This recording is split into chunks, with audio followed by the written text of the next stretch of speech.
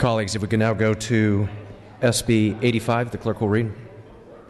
Senate Bill 85 by the Committee on Budget and Fiscal Review, an act relating to public safety, making an appropriation, therefore, to take effect immediately, bill related to the budget. Dr. Weber, you may open. Yes, Mr. Speaker and members, I rise today for SB 85, which is the Budget Safety Trailer Bill. This bill extends court fees until July 1, 2018, instead of making them permanent as proposed by the governor. It requires the Department of Corrections to release comprehensive plans for the future of the California Rehabilitation Center in Norco, California, with the 2016-17 governor's budget. It authorized a delinquent court order debt amnesty program intended to bring in additional resources for courts and counties while providing a pathway for many low-income Californians to regain their driving privileges. And it requires the California Highway Patrol to develop a plan for implementing a body-worn camera pilot program during the 2015-16 fiscal year. I respectfully ask your aye vote for SB 85. Mr. Obernolte, you're recognized. Thank you, Mr. Speaker. Members, I represent about half of the county of San Bernardino. San Bernardino is the largest county in California and is also the largest county in the contiguous United States. Members, several years ago we had 4 courthouses in my district. Today we have 1 courthouse in my district. 4 courthouses would have been not a lot of courthouses for a district of over 10,000 square miles. 1 courthouse is a travesty. The courthouse in the city of Needles was closed. The courthouse in the city of Big Bear Lake was closed. The courthouse in the city of Barstow was closed and later reopened just 1 day a week. Earlier this week, the Legislative Joint Budget Conference Committee allocated $10 million for new judgeships in severely under-resourced counties such as San Bernardino and Riverside County. That would have been a small but very meaningful down payment on the solution to this problem.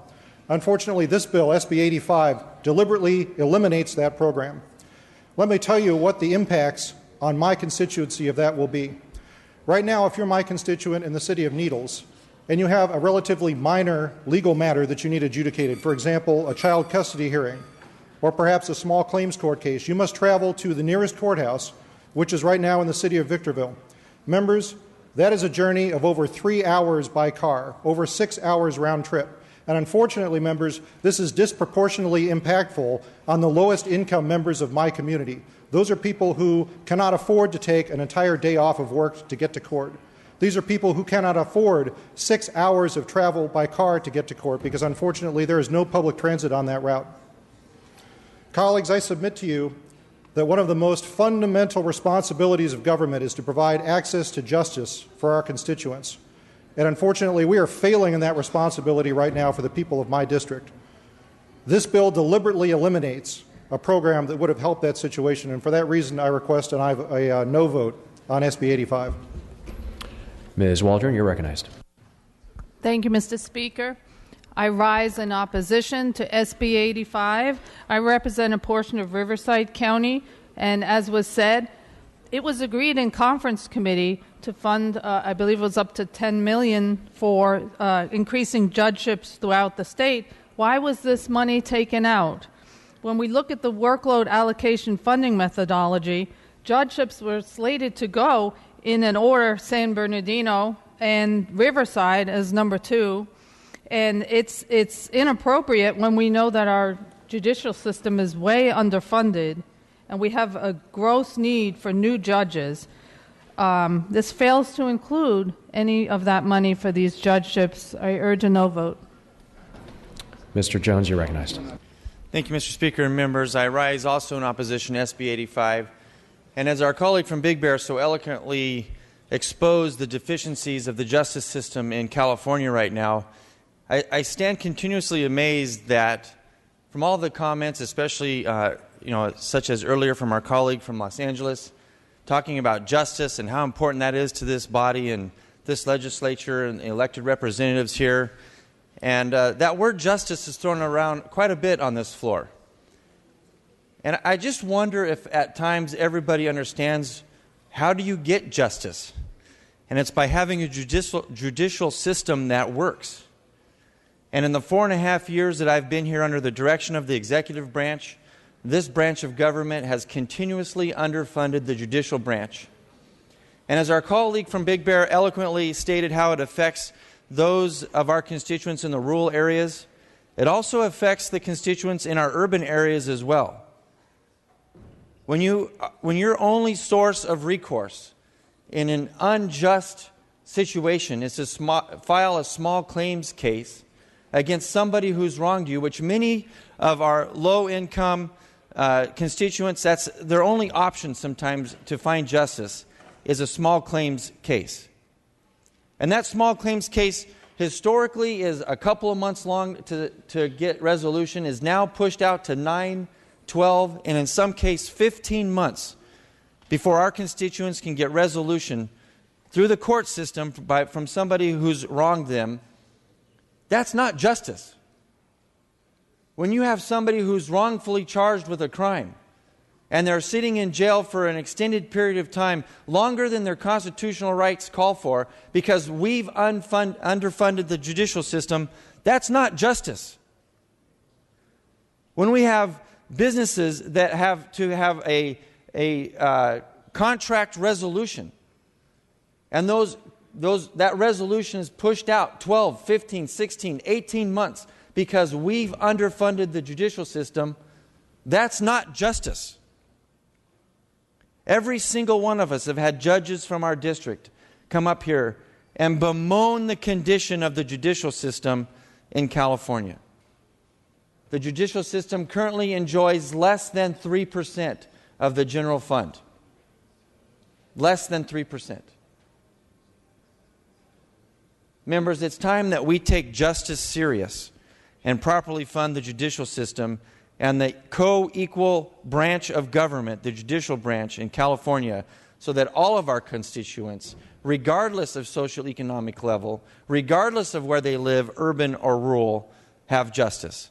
I urge a no vote on SB 85. Mr. Bloom, you're recognized.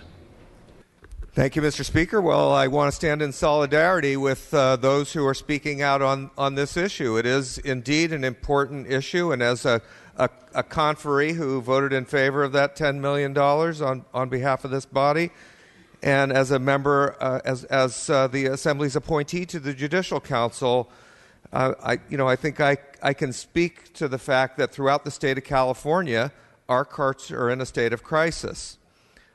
However, we can't take down a major piece of the budget because we don't like one part of it. There are a lot of great provisions, important provisions in this trailer bill, and therefore I urge your aye vote. Mr. Jones-Sawyer. Thank you, Mr. Speaker. As the chair of Budget Sub 5 Public Safety, and as someone who for the last 2 years, in my third year, working on the whole court issue, I know in my first year, this body approved $100 million, which moved forward, and eventually we got it for the courts. At that time, the courts told us they were about $1.2 billion in the hole. The next year, this body approved $300 million. It eventually came to $200 million that we funded the courts. The courts responded the next year saying that they were $1.2 billion in the hole. This year, they came in, even though the governor in his budget had given them additional funding for a myriad of things, the courts came back and said that they were $1.2 billion in the hole. At some point, we're going to have to work with the courts as a co-equal branch of government to help them move forward and come up with a methodology where they can manage their house better. Not adjudicate cases, but manage the house better. And there's some provisions in this bill that help with that. What I've said to many of my colleagues this year, for example, there's about $10.6 billion in uncollected revenue from tickets and other fees. If they were only able to get 10% of that, they would have $1.6 billion to the good. The governor has proposed a methodology where you start to forgive some of 50% of some of the monies that are owed so that we can start bringing in some revenue. This budget begins this discussion about how do we make the courts more efficient so they can bring in more revenue so that ultimately we don't never have to hear about this $1.2 billion deficit each and every year. Now's the time to do it. And we need to do it in unison. This is not a critique on the courts. This is an opportunity, a huge opportunity for the courts to be able to become more self-reliant, bringing in revenues that will ultimately help the poorest of the poor in our state so that they can have access to justice, not only in the urban areas, but also in the rural areas. This is what SB 85B does.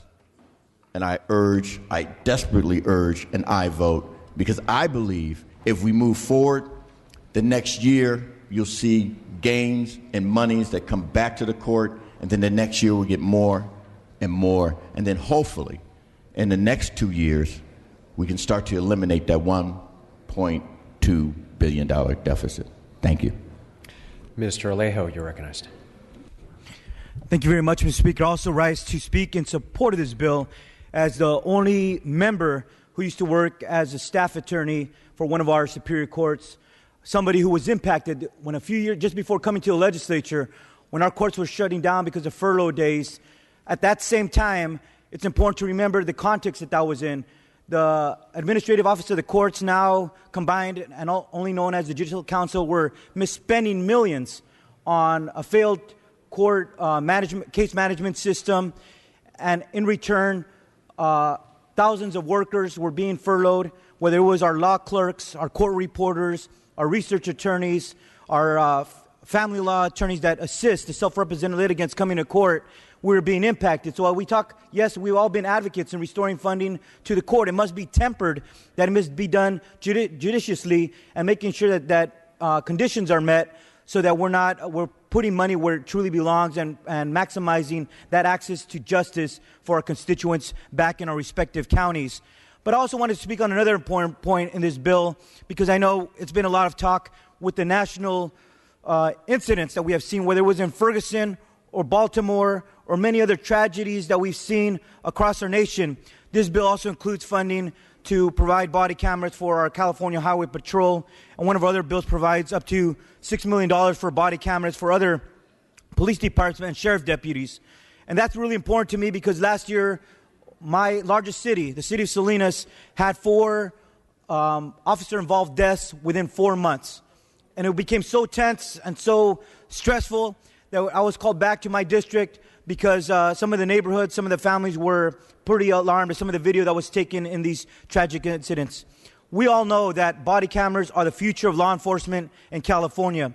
It's good for our communities, and it's also good for the officers.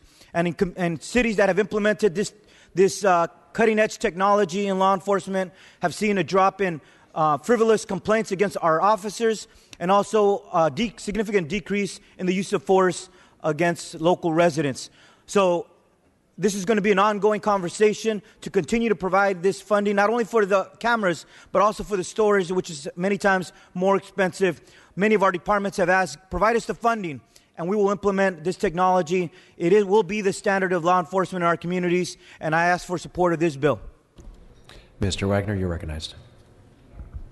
Thank you, Mr. Speaker. I'm going to rise in opposition, and I hadn't intended to speak on it because several of my colleagues have adequately addressed the court problems that we face in this budget. But there were some comments made that I think do need to be addressed. One is that, well, we have to basically take the good with the bad. This is a good bill in general, and maybe it's not perfect with respect to the courts, but we can't start parceling things out, cutting things out. And actually, I think that's not true.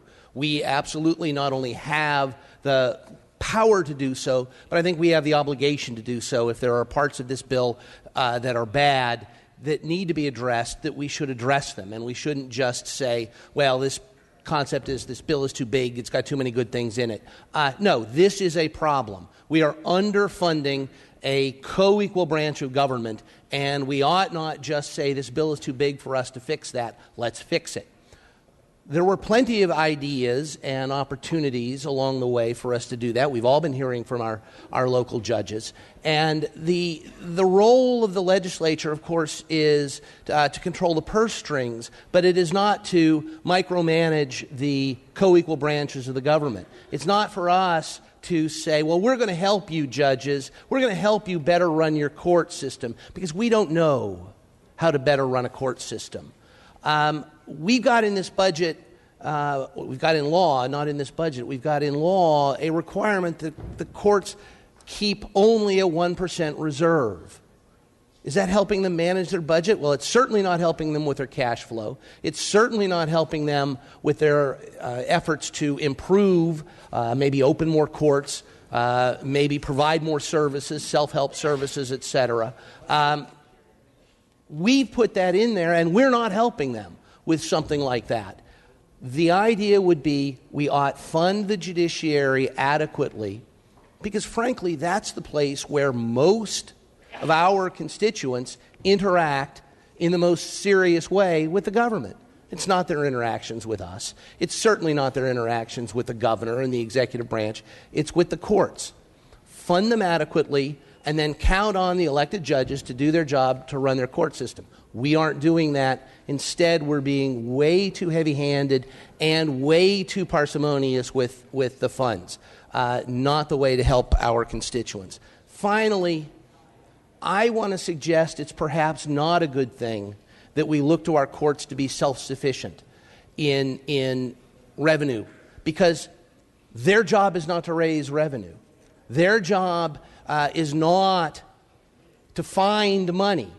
It's our job to properly and reasonably apportion general fund dollars to them. It's not up to them to charge more for a filing fee. It's not up to them to try to get more tickets to be written so that they can get more revenue from the ticket. It's not up to them to be self-sufficient. It's up to us to do our job, holding the purse strings to make sure that we're not choking a co-equal branch of government. We have historically, over the last several years, we continue to do so, and it is not only not true that we just have to pass this bill because it's so big and does so much, it's a dereliction of our duty to continue doing that to a co-equal branch of the government.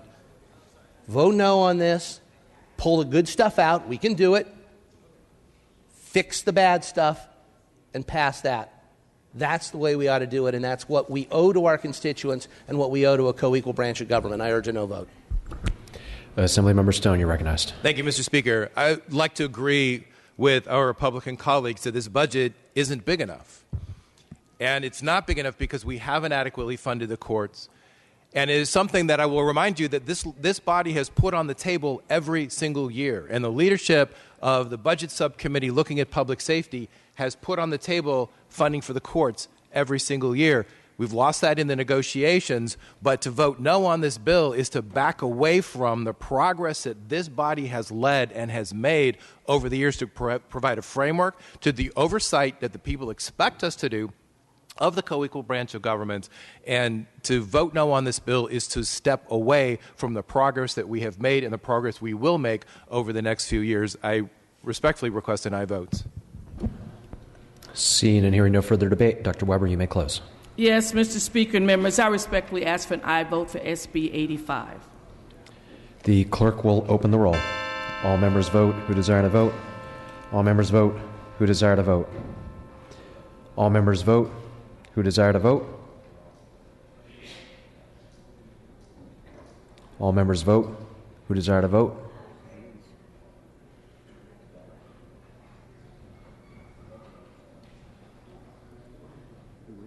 All members vote who desire to vote.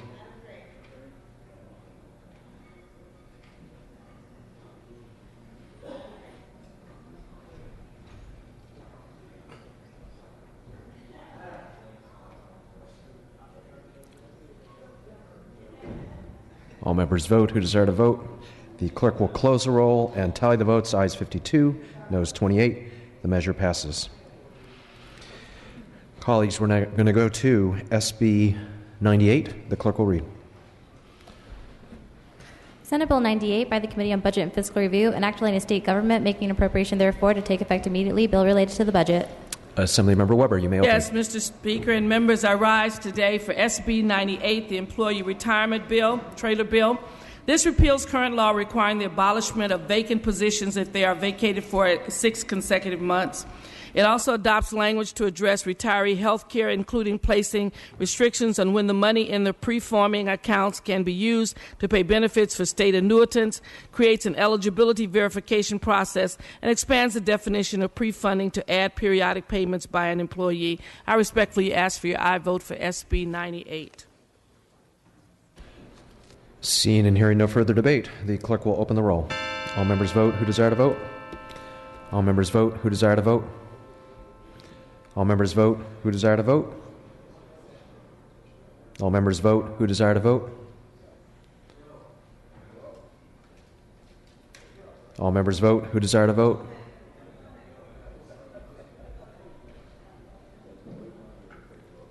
All members vote who desire to vote.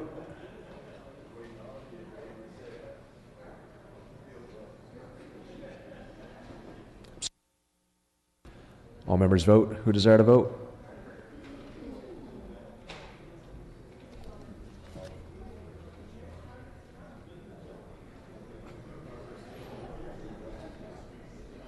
All members vote who desire to vote.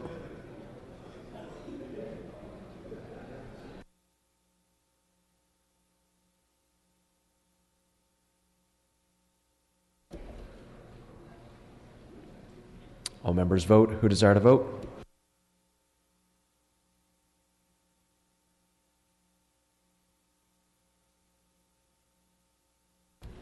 All members vote who desire to vote.